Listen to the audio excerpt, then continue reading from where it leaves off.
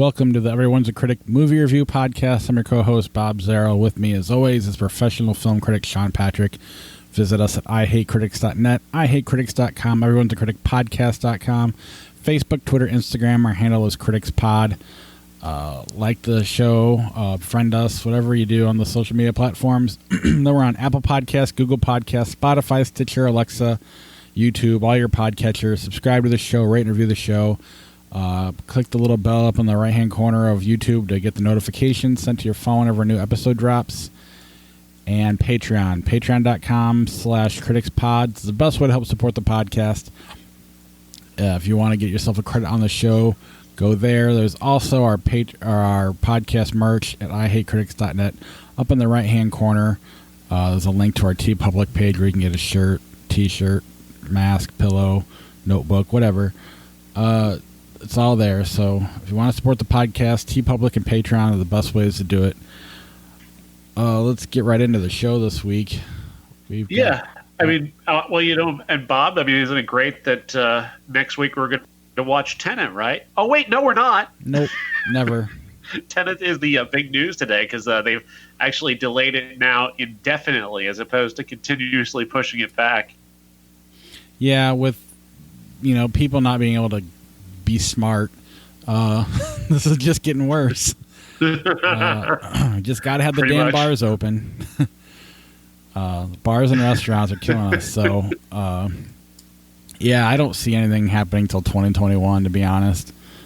At this point, without a vaccine, with the way we've decided to handle it as this country.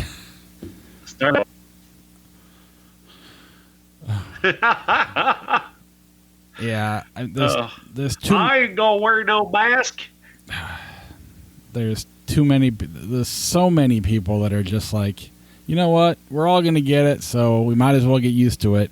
And that mindset is way too many of those people. So we're not going anywhere, but just sitting there waiting for a vaccine. I saw.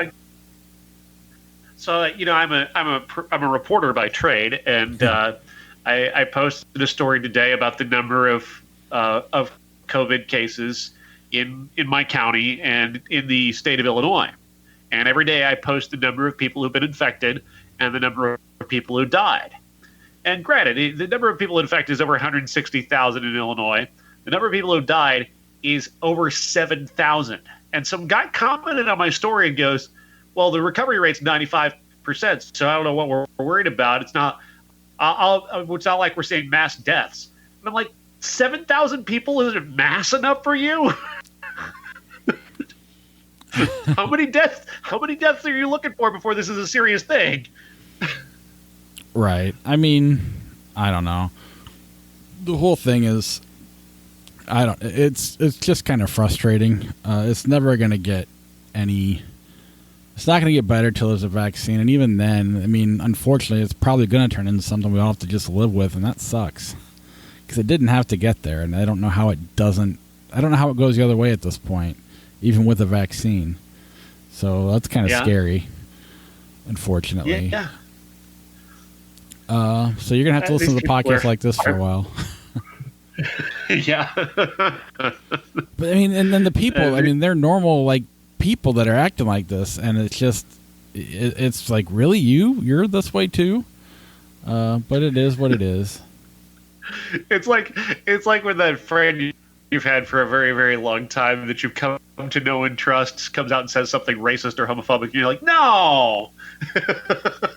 Yeah. Sadly, a lot of these people are in the. I hate that Josh got caught on Facebook doing this. Josh Adams, our former co-host, comparing the mass people to the all lives matter people. And he's not wrong. A lot of those people I'm seeing are in the same category. There's a couple that are in between, but I don't know. That's not a far off comparison. I know I hate to say they're racist, but it's just sad.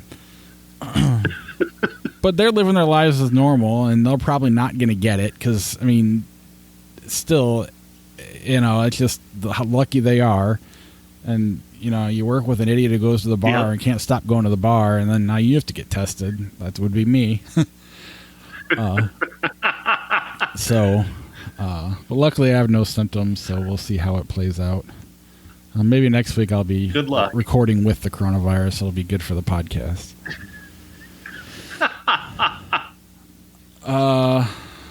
Dirt music. Just jump Dirt right music in. is a this is an Australian romance starring Kelly MacDonald and Garrett Hedlund, and she's a woman who's in this kind of boring relationship with this very rich fisherman. He's a former musician who now makes his living by basically just stealing from this guy who happens to be her boyfriend. He steals his crabs from his pots in the middle of the night. And that's how they meet. Is she kind of in the middle of the night, she hears his dog out on the beach, and so she goes to take a look, and she sees this dog, and she takes the dog off the leash. The dog goes chasing after its owner, who's out in the ocean on his boat. So she goes out after him. She just strips down naked and goes out after the dog. And that's how it's kind of their meet cute, essentially, is that this happens one night, and then it happens again the next night. And the next night is when they meet. And she's just swimming there in this beautiful blue water, crystal clear blue water, and naked. And it's just gorgeous. I mean, it is an absolutely beautiful shot. Not just that I'm ogling Kelly MacDonald, but the fact is, it's just from a cinematography standpoint, it is so beautiful. And so much of this movie is like that, is that it's just an incredibly beautiful movie on top of being a very compelling love story. Garrett Hedlund's backstory, pretty typical melodramatic stuff here. He's got a lot of tortured stuff in his background. He lost his family in a car accident that he survived, so he's got a lot of survivor's guilt. She's a nurse, but she's been living with this very rich fisherman who's basically kept her a kept woman in this area of Australia that's well away from where she's from, and everybody treats her like an outsider because she is, and she's kind of sick and tired of it. And so that's why she kind of goes for this guy right away. On top of being a nurse and having that kind of nightingale quality to her, she always wants to take care of people, and he's somebody who definitely needs taken care of. This movie develops in a way, though, that is not anything that you're going to expect, because when we get to the final act, they're well separated. They've been well separated, and it doesn't seem possible that she's going to be able to get back to him to where he is. And I don't want to call it a thriller necessarily, but it definitely has some suspenseful aspects to it that actually had me kind of like yelling at the screen. Like I was like deeply invested in these two characters. And I really enjoyed this movie way more than I ever thought I would, considering all the very simplistic elements of it. It's 13% positive on Rotten Tomatoes. Most people hate this movie, and I really don't get it. I really don't get why anybody would hate this. This is really awesome. That is weird. Wow. Normally when it's that bad, you don't like it, or nobody likes it when it's 13%. That's crazy. I just looked down and saw that as we were talking, that it was that it's received that bad of reviews. I'm like, what movie were you guys watching? This movie's awesome. Huh. That is weird. On top of it, I mean, it's got a phenomenal soundtrack too. I mean, just this awesome, rootsy acoustic Australian backwoods music soundtrack is incredible. And Garrett Hedlund does his own singing in this, and he kind of has this sort of Neil Young, Bob Dylan sort of quality to him, which I thought I really loved. I dug this movie a lot. Yeah, I mean, I'm looking at there's not many reviews, so I think that plays kind of a role. I mean, there's like 30 or something like that. Huh. Corny is one of the words they're using to describe it. Saying it looks very good, but never finds the right key. Everybody's saying it's beautiful, though, so they're all agreeing with you on that. Interesting, though. Yeah. At least watch I really loved it. I had a great time watching this movie. I became deeply invested in these two characters. It's a sexy movie. Both of them are really attractive and easy to enjoy. And I really don't get what people don't like about this. Yeah, maybe I'll have to. I mean, I won't, but I should watch it just to see if I can find out why. Man. Sorry. I don't know what to say. The Rotten Tomatoes just kind of took all the words away from me. I don't really know where to go.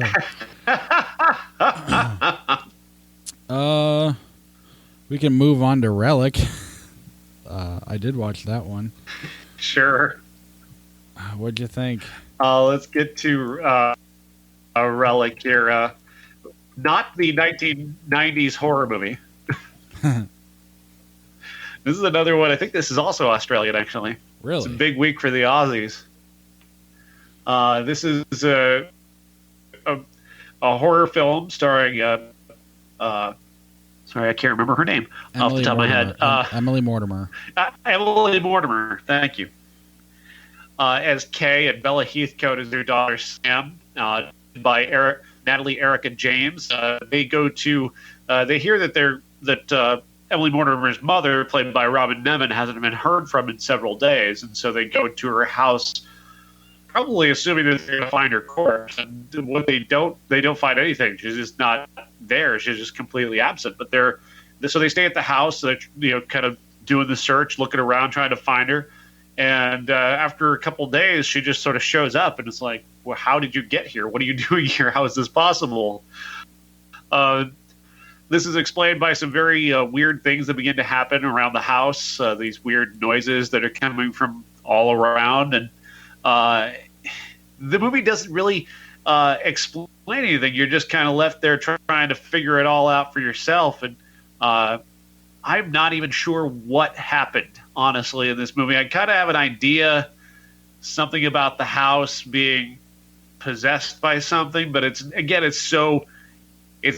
not particularly forthcoming about exactly what it is that it's about, because mostly this is a metaphor about aging and watching your parents age and seeing them get older and begin to lose their faculties, and how you personally, emotionally come to terms with seeing someone you care about begin to change before your eyes, and there's nothing you can do about it, and the helplessness of that. And that is an incredibly powerful metaphor, even as I think it's more of the little bit obvious that's really the underlying theme here, and that's why they're not really going anywhere in terms of explaining anything about what may or may not be actually going on with the house.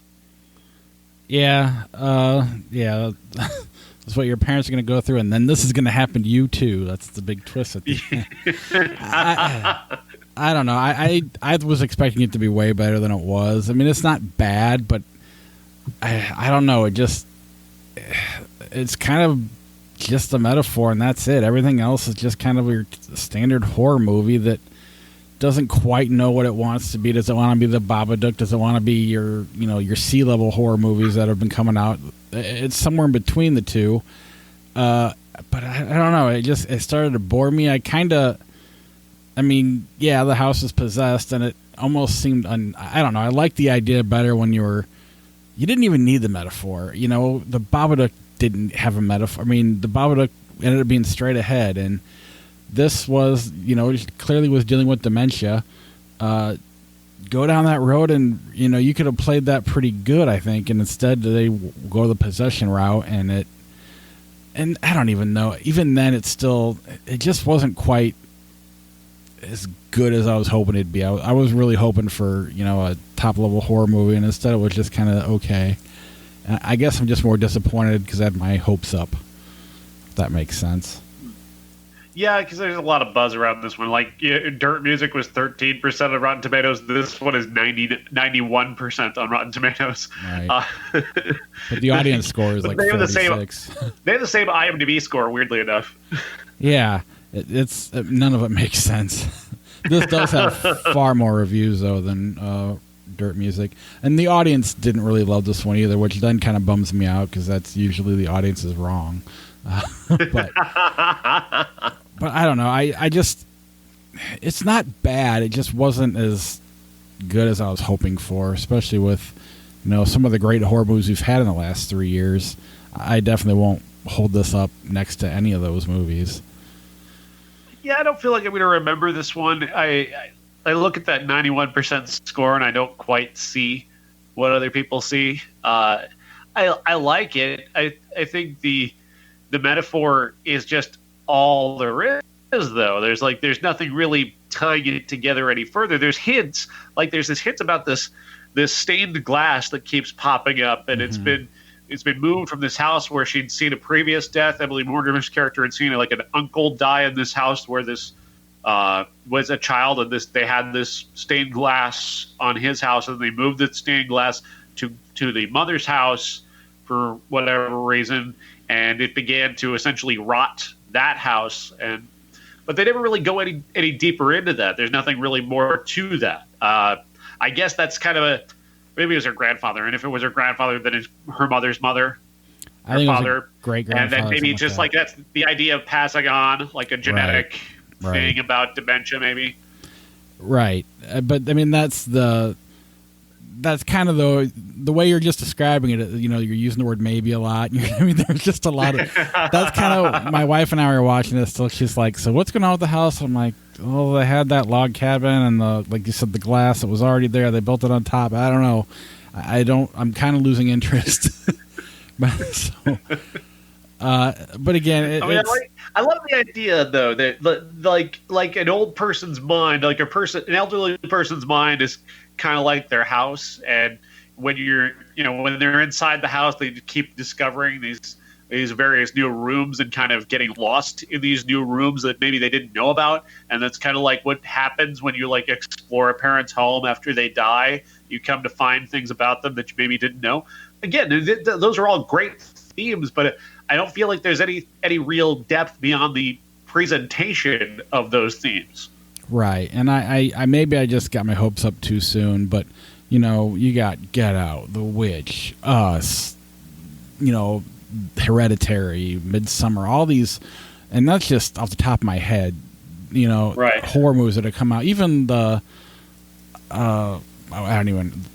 the other one that the guy forget it. I'll just pretend I didn't say anything. But there's so many great horror movies that have been coming out lately. Well, I mean, even this year, I would say that this doesn't nearly come as close to me as, say, The Other Lamb or The Lodge. I think those are both better horror movies that have been released this year. Yeah. It was just like you said, missing something, and that's, I don't know, disappointing to me. I've got another new movie that I forgot to tell you about that I'd like to talk about. All right, talk about it. This one is called The Sunlit Night, and it stars Jenny Slate and has a kind of a cameo by Zach Galifianakis.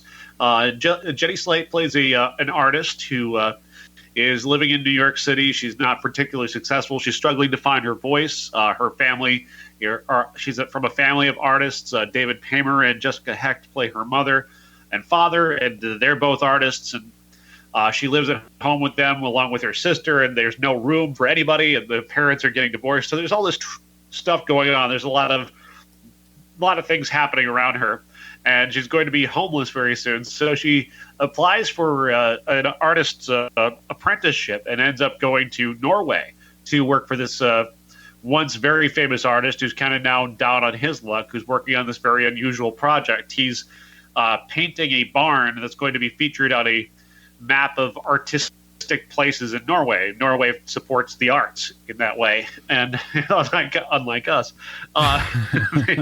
they go out of their way to award people money for art. But she goes there to work on it. He's painting this entire barn yellow, just as many different shades of yellow in this geometric pattern that he's created, and it's really fascinating. And she's going there to kind of find her own artistic voice and come into her own and learn a bit more about life. And Jenny Slate's really great at this. This is really something she's quite good at, and I really enjoyed her. And this is another one, again, I'm looking at the Rotten Tomatoes score right now, 28%. What am I missing here? Am I not a good critic anymore? I liked this movie too. I enjoyed how quirky it was. I enjoyed the humor of it. I love Jenny Slate. I thought it was fun and short. It was only like 78 minutes, so it flies by. Yeah, again, not many reviews of this one either, so it is what it is. It's hard to. Oh man. What about Easy Does It?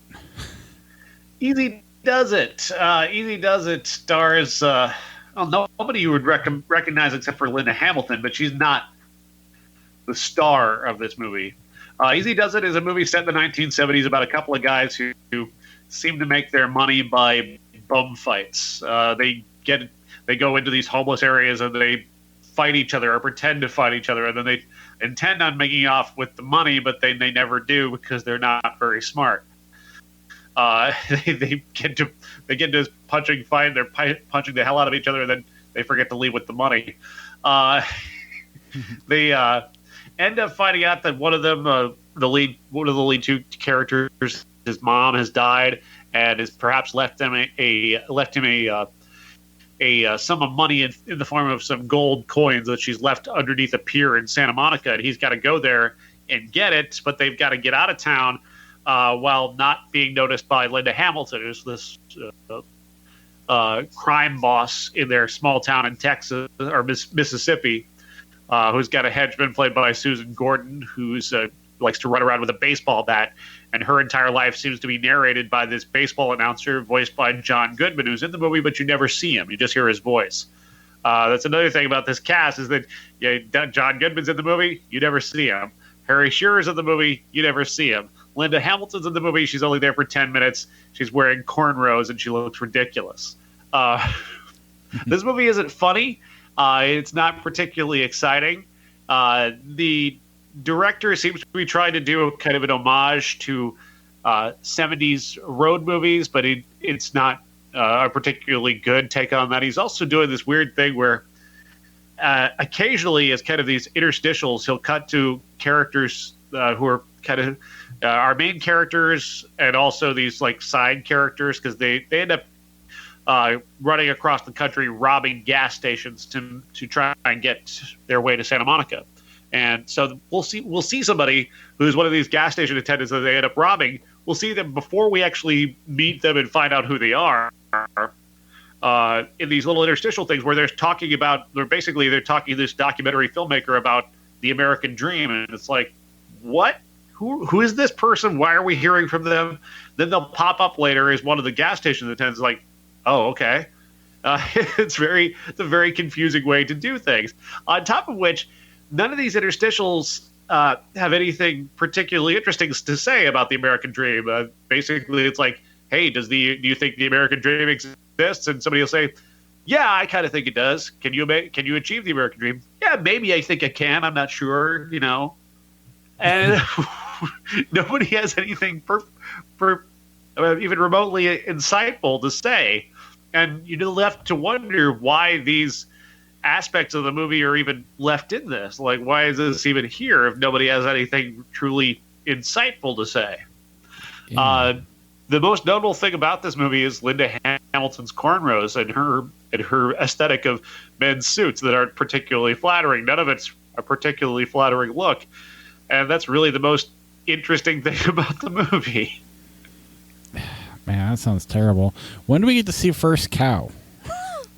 I don't know. I think it's out now. Yeah, I'm just looking at the Rotten Tomato scores, and that's like the only one I'm interested in.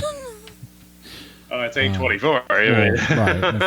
Of course. That's why I don't know. I think it's available, but if it's $20, that's a little bit. We can't. It's like $40 between the two of us. That's not going to happen. Yeah. All right. That's why I missed the movie theater. I would have to pay for these movies otherwise. The ones I watched this week, I get this. They send me screeners of these smaller movies, which is nice. I really appreciate it. I should really be paying attention to my email because sometimes I have the same screeners. You have to buy First Cow. You can't even rent it. So really, well, wow. I think it was available to rent, and now you go through that period where you can only buy it for like a week or two, and then hopefully in the next couple of weeks it'll be like $5. We'll see. We'll keep an eye out for it. All right.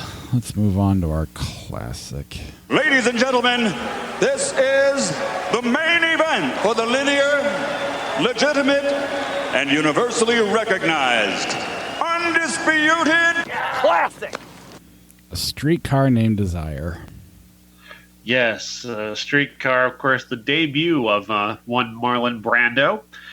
He stars here as Stanley, who is married to a woman who is about to have his child, and her sister, Blanche, comes to live with them for a time after having something happen to her in which she lost the family home and is kind of maybe losing her job. And those secrets will be revealed throughout this. This is based off of a play by Tennessee Williams and is set in New Orleans in the summer, so it's extraordinarily hot and everybody is sweating, and of course that creates a tension in its own right. You can almost see the heat rising off of the screen at times, which is kind of an exciting aesthetic. I don't know what to make of this story. It's really, am I wrong? Is it thin? It feels like a relatively thin story that's basically pushed along by the volatility of each of these characters, specifically Brando and Blanche. Stanley and Blanche are these very volatile characters, and there isn't really much to it beyond their tension. And their tension is good. There's definitely an interesting tension there. The push back between the two of them, her fragility is definitely a big part of it. And whether or not you find her sympathetic really does carry a lot of the weight here. And I do, obviously, but only because Stanley in the end becomes a true, like a monster.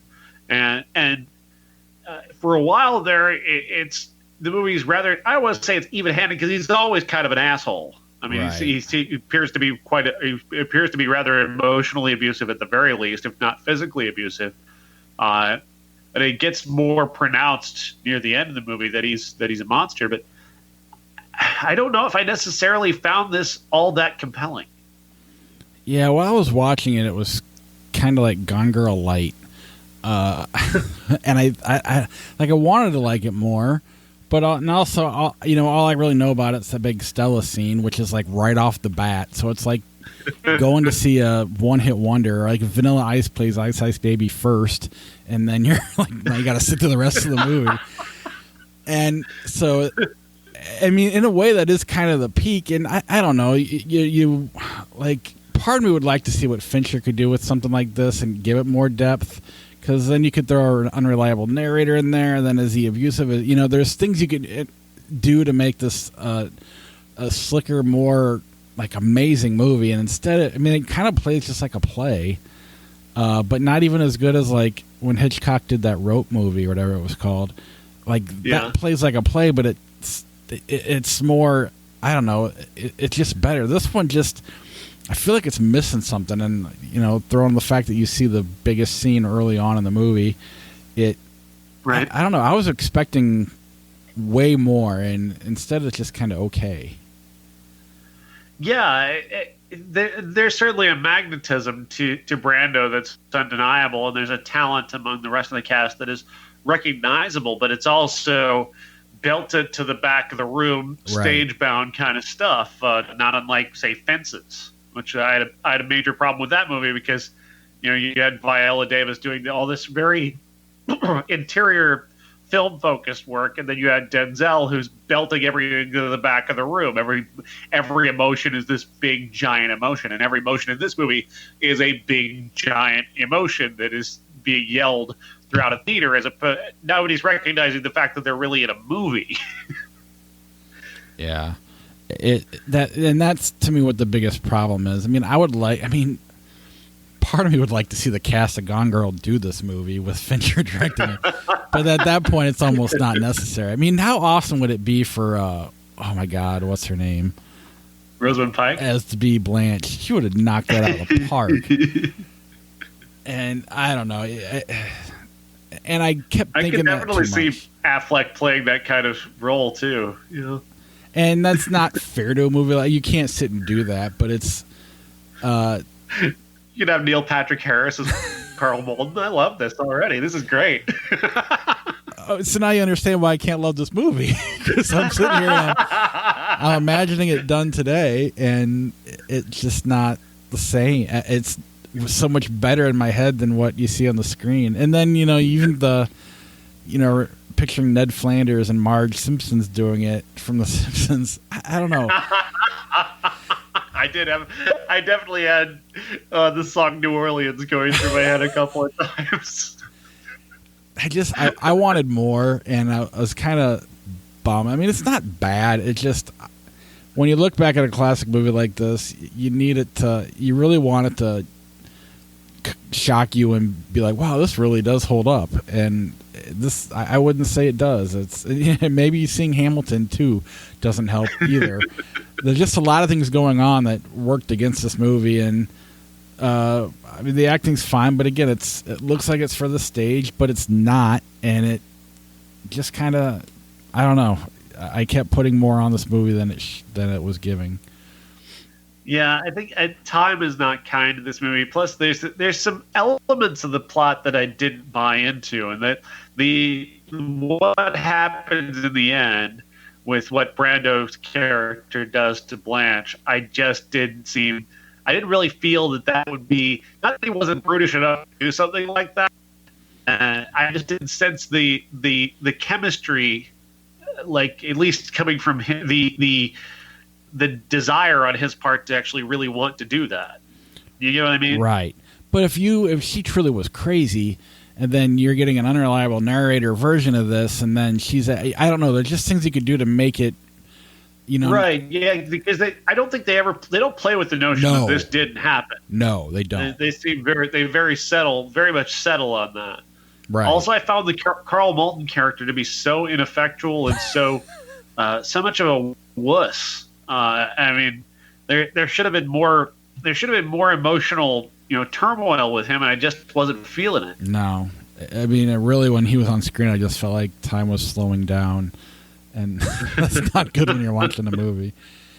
And there's a good deal of tension here when you get down to it, because I mean, what is at that point for a Blanche at her age, in her financial situation, what hope does she have outside of the situation? Like, she's in a lot of trouble, and the desperation that she would feel towards her situation, I think it should be much more pronounced and a little bit more well-rounded than it is here.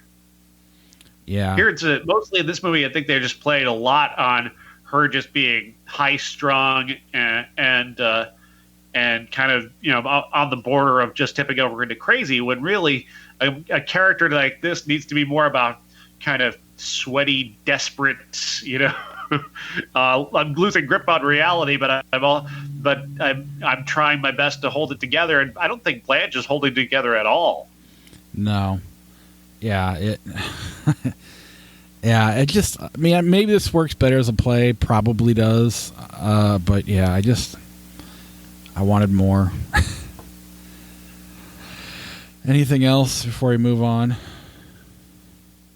I know it's like we're like blaspheming this movie, I'm supposing, because some people just assume something is old and black and white and is has this reputation because of Brando that it's supposed to be the greatest thing ever, and it's Tennessee Williams, and I'm sure everybody just kind of assumes that everybody's supposed to love this, and I'm sorry, I'm not feeling it. We love plenty of movies from this era. Yeah. So go back and listen to old episodes if you're upset with us for not liking this one. And I'm sure this played really well at the time, but you're right, it doesn't hold up. We've seen enough movies that this is just very thin. I think was that how you described it early on? But there's just not a lot to it. You don't buy into everything. It's missing something while having elements of being, this is great acting and stuff, but it's just missing too much for me. Yeah. All right, let's move on to 1990.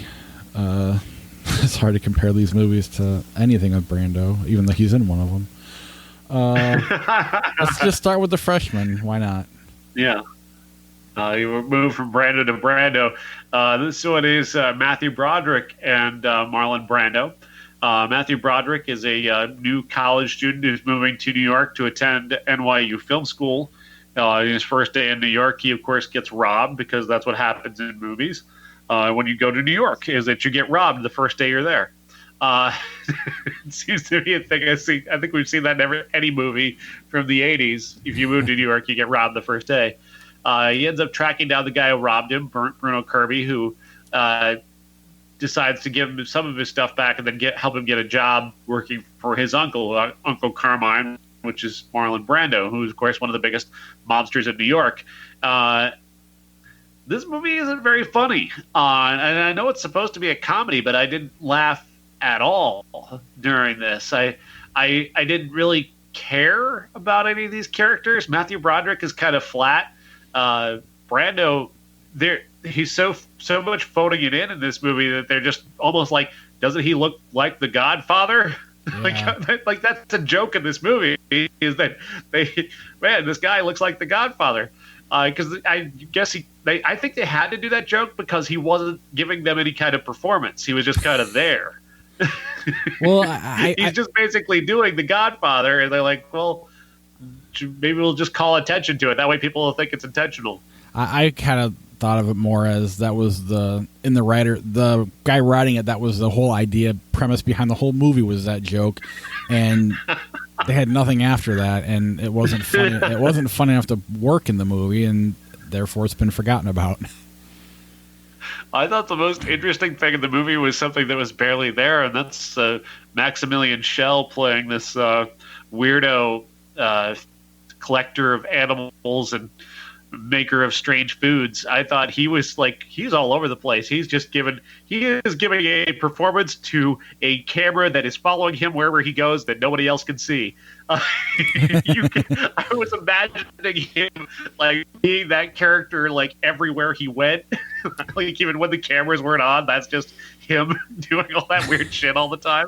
He just seems so excited and happy to be that character, and I adored that about him. He seemed to be the one who really was giving it his all, going completely over the top, kind of batshit with it at times, and I really dug that. B.D. Wong kind of trying to match him in his energy. That was the one thing I wanted to like stick with them as opposed to going back to Matthew Broderick and Frank Whaley.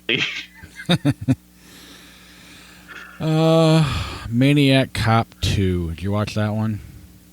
I forgot to watch Maniac Cop 2.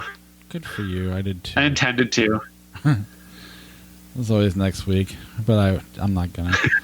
And then I was like all week long, like, we gotta watch Navy SEALs. And I'm finally getting my wife to agree to watch, and all of a sudden out of the nowhere she goes, Arachnophobia turns 30. Why aren't you guys talking about this on the podcast? I was like, well, we are. I'm picking Navy SEALs to watch. She's like, no, we need to watch Arachnophobia. I've never actually seen Arachnophobia, so I watched it for the first time this week. And well, tell me about it. I was shocked about how not bad it was. I mean, it's not the world's best movie of all time, but it's, it does a good job of, wherever you're sitting, there could be a spider underneath it, and it does a good job of just kind of making you feel like something's crawling on you, and that's all it's really going for, and it succeeds. John Goodman wasn't as funny as I thought he would be, but he played it pretty straight, and I don't know, the whole thing was pretty effective. I don't know. So is he the actual star of the movie, or who's the star of the movie? The star is Jeff Daniels. He's petrified of spiders. They move out from San Francisco into this country, and they move into a farmhouse, and he's got to learn to live with spiders. Kind of starts off like Jurassic Park, where this somebody, I don't even know what, he's some sort of scientist, he thinks he's found a species of spider or discovered a new species of spider, but was actually, centuries old. It accidentally comes back with him to, I don't know, one of the guys in his crew lived in the town where Jeff Daniels moves to. The spider bites this guy. He dies on the way back. They bury him. The spider somehow ends up in Jeff Daniels' barn and creates an army of spiders, and they go and attack people. They crawl into a football helmet or crawl into some slippers or whatever it ends up being. Bites them, they die almost instantly. Damn. It's pretty effective, and they do a good job of keeping everything off screen. You just see the spider crawl into the football helmet. You see the guy catch the pass, and 3 guys tackle him, and then he just doesn't get up, and you think he got hit wrong, but obviously he's got a spider bite.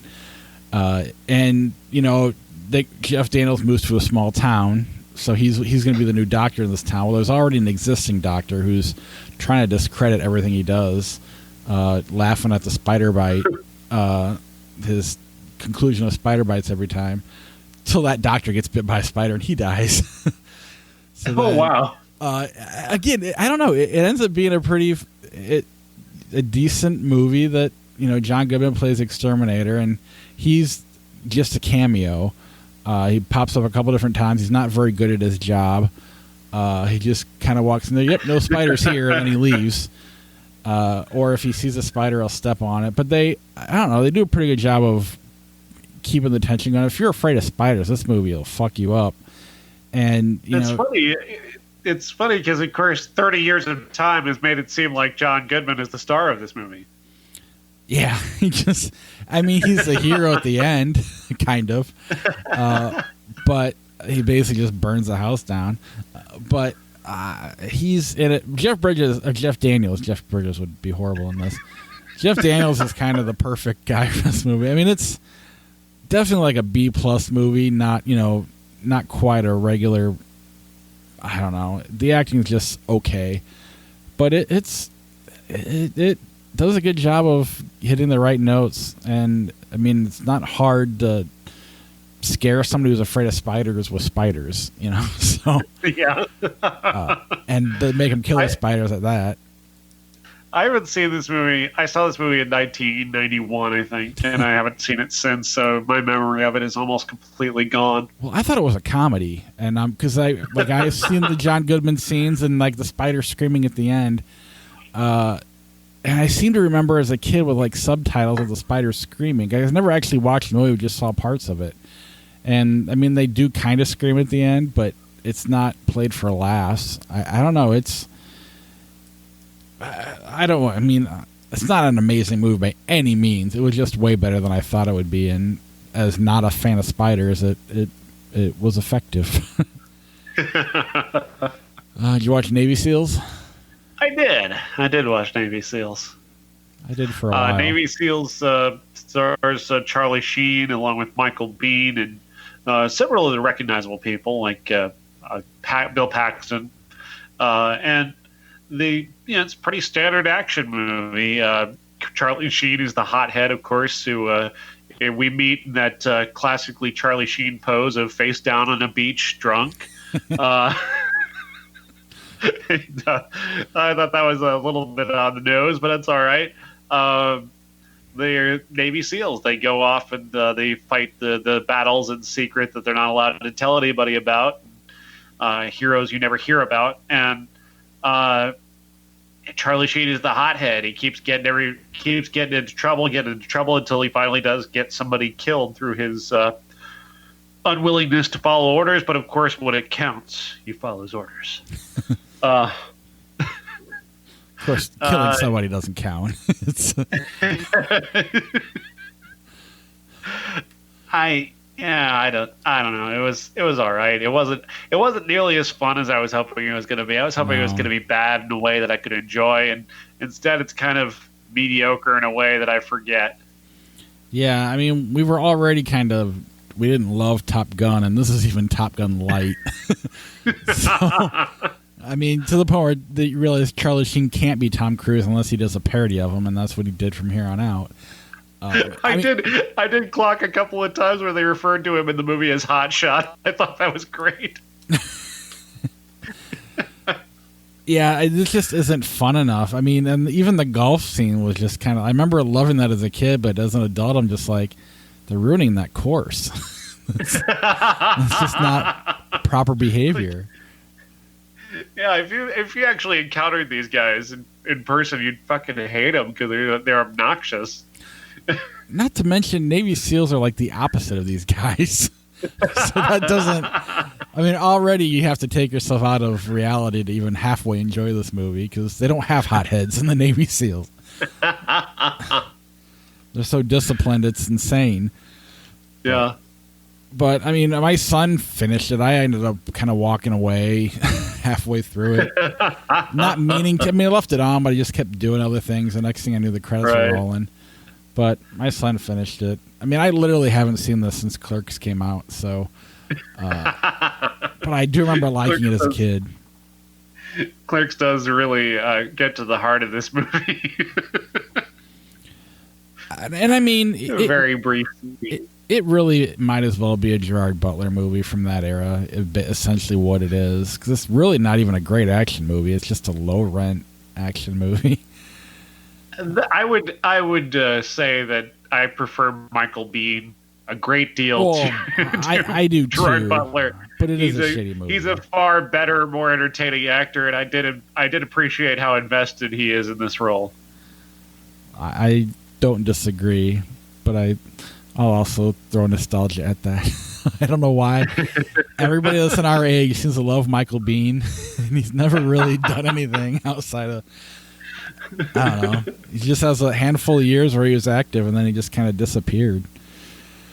But he was awesome for those handful of years. Next week, we definitely have The Rental. Right. The classic is Anatomy of a Murder, Jimmy Stewart. In 1990, presumed innocent. Hey. Well, go ahead. Go ahead. I was going to say, 1990, Presumed Innocent and Problem Child came out. What were you going to add? So Presumed Innocent came out. No, I from what I understand, I can finally watch The Last Dance. Oh yeah, I've been watching that on my phone again. So fucking awesome. It's now available on Netflix. I haven't watched it yet, so I get to do that this week if I'm able to. Did you watch the WWE horror show? Just the swamp match. That's the only one I watched because I was busy on Sunday, but I did watch the swamp match, which was all right. It wasn't my favorite cinematic match of the year. Certainly no Undertaker Boneyard match. That was awesome, and Funhouse match was better than that. Yeah. So this was kind of well behind in terms of that, but I didn't mind it so much. So you didn't get to see the eyeball fight? I saw photos of it. It looked pretty silly. I'll be honest, I didn't notice it until when they did it. It was so quick. It was more about Seth Rollins' reaction, but it was a hell of a match going into it. But why the hell would you have a match that ends in ripping an eyeball out? There's no way to make that. There's no way you're going to deliver on that. So it was just kind of a. I don't know why I'm bringing it up. That's weird. Anyway, just for I know some of you like our wrestling talk. We keep it minimal for those of you who don't, but I just thought I'd bring it up. Flickchart, interested? Sure. All right, before we go there, patreon.com/criticspod, the best way to help support the podcast. On ihatecritics.net, we have the little TeePublic page on the right-hand corner. Cool Runnings While You Were Sleeping. Cool Runnings. Going While You Were Sleeping. First movie I ever saw alone in a theater. But you win. Source Code, The Girl with the Dragon Tattoo, Fincher's version. Source Code. I'll go with you there. Raising Arizona, The Truman Show. Raising Arizona. Agreed. Once, Spider-Man 3. Once. Yes. The Princess Bride, Star Trek Insurrection, 1998. Princess Bride. Yeah. Paycheck, The Last King of Scotland. Last King of Scotland, I guess. Yeah, because Paycheck's not very good. No.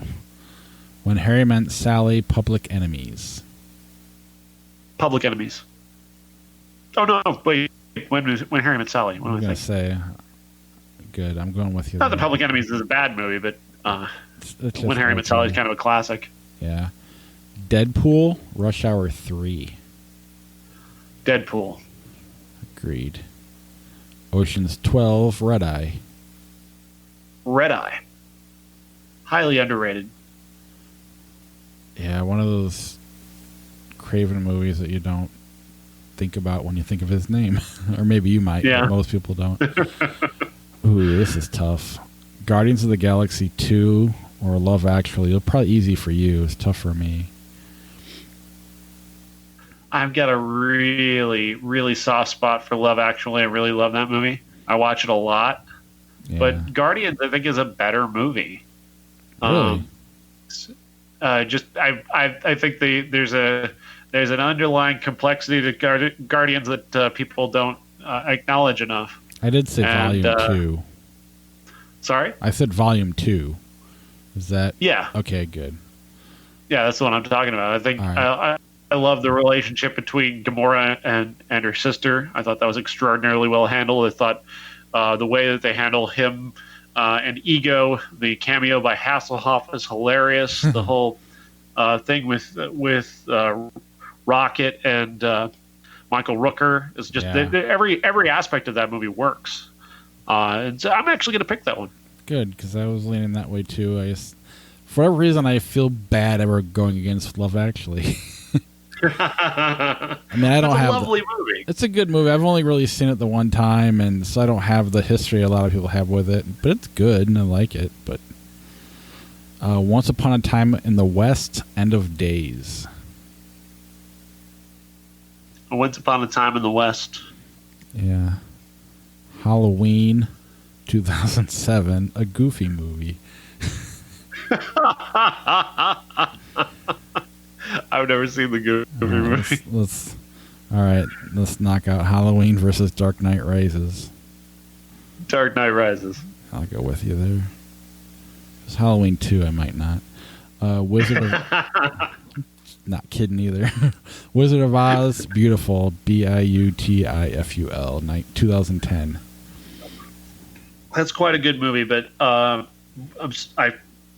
Yeah. The I can't remember the name. Wizard of Oz. Sorry? Wizard of Oz. Yeah, Wizard of Oz. Yeah, Wizard of Oz is a great movie. Inspector Gadget, 1999, A Scanner Darkly. A Scanner Darkly. Agreed. The Crossing Guard, Valkyrie.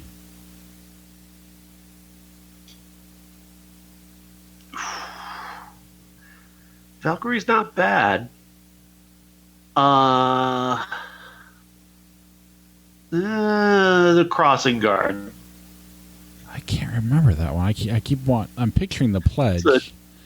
Jack Nicholson. Well, yeah. And it is directed by Sean Penn, so that the confusion is understandable.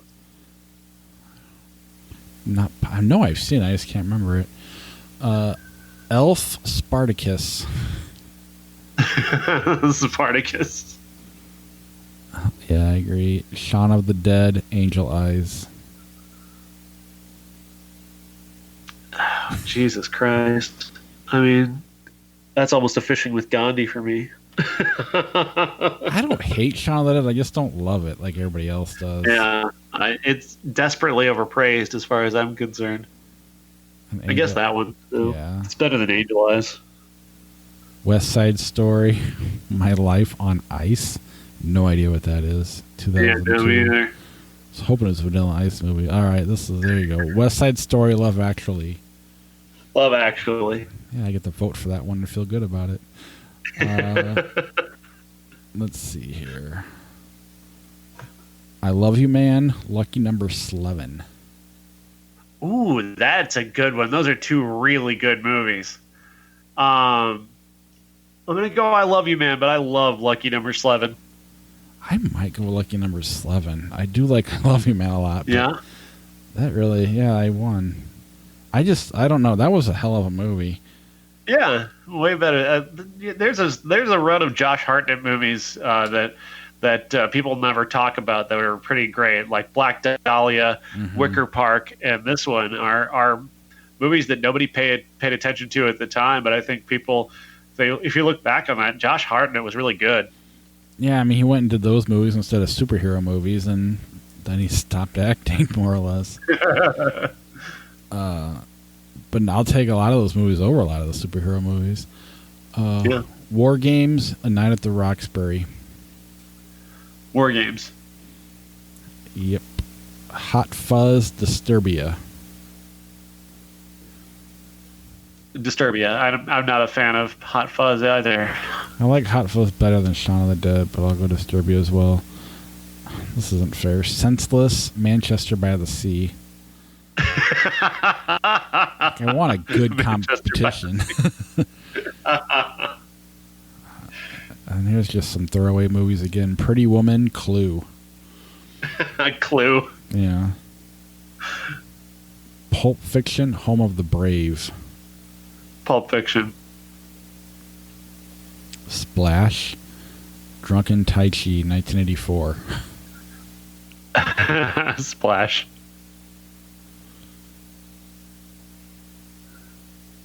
So you know how I said I was never going to get Apple TV? Yeah. My wife got a new phone and you get a year of it for free.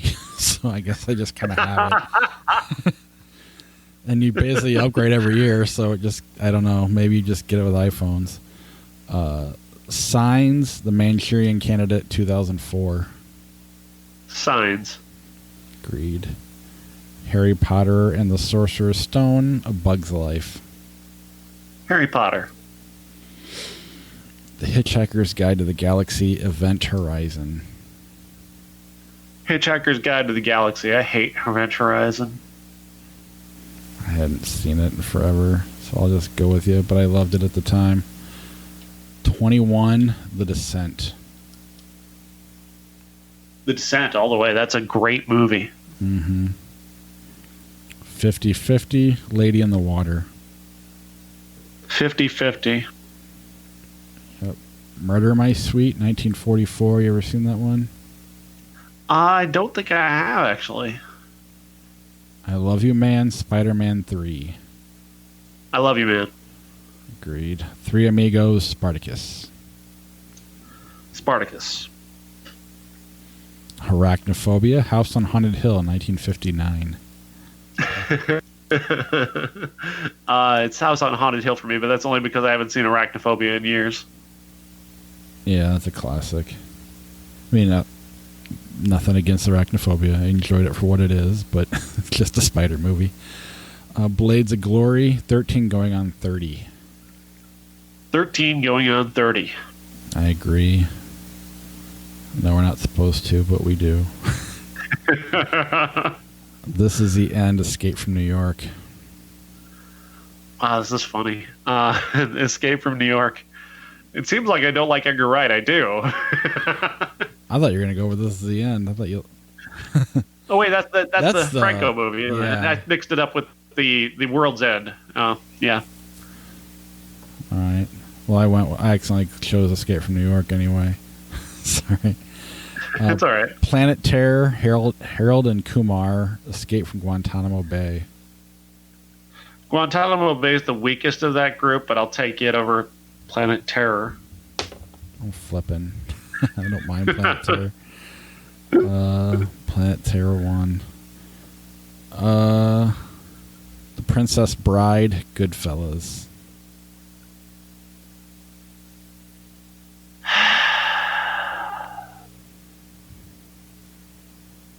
Goodfellas. Yeah.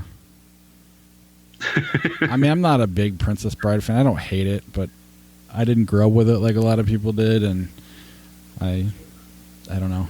I really like Goodfellas. Trading Places, Rocky 5. Trading Places. All day long. Let's have a fun one to end on here eventually. Date Night, How to Lose a Guy in 10 Days. Date Night. How to Lose a Guy. Oh, man. What a piece of shit that is.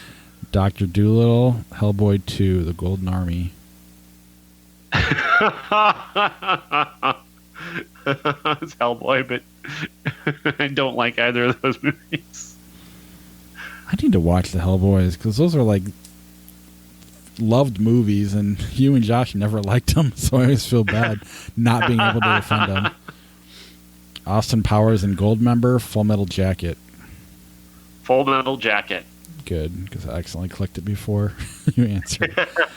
Iron Man, The Full Monty. Iron Man. Agreed.